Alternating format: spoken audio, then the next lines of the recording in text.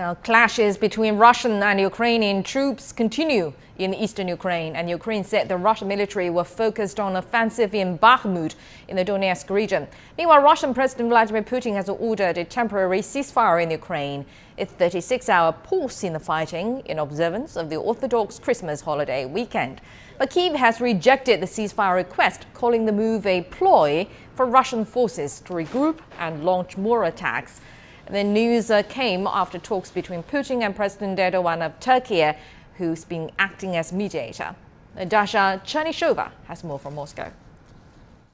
According to the Kremlin, the Russian president said in this phone conversation with the Turkish President Recep Tayyip Erdogan that Russia was ready for serious dialogue, but provided that Ukraine takes into account the new realities on the ground and fulfills the Russian demands. Now, according to the Turkish president's office, the president of Turkiye also said that all the calls for peace and negotiations should also be supported by the unilateral ceasefire and a vision for a fair solution. At the same time, the Russian president, according to the Kremlin, has stressed the destructive role of the Western countries that, according to Moscow, keep pumping Ukraine with weapons and military equipment.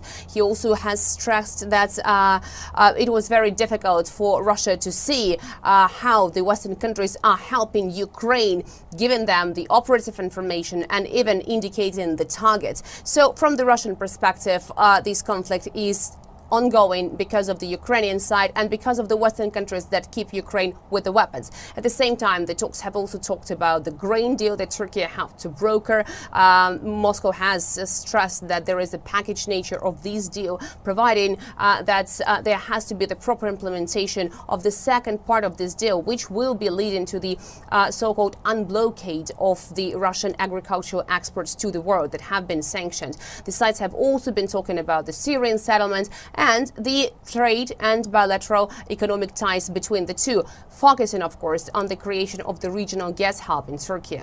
Patriarch of the Russian Orthodox Church, Kirill, has called for the truce to be held for the Orthodox Christian and faithful to be able to attend masses services on the Christmas Eve and on Christmas Day. Now, he called on all sides that are embroiled into this conflict in Ukraine to provide for that to happen. According to Andrei Gurul, a Russian lawmaker from the Russian State Duma, Ukrainian people have betrayed Orthodoxy by starting to celebrate the Orthodox Christmas on the 25th of December at the West Dust instead of the 7th of January. He has also said that this ceasefire would allow the Ukrainian forces to regroup, and that would also mean be destructive for the Russian forces, inflicting significant losses on them.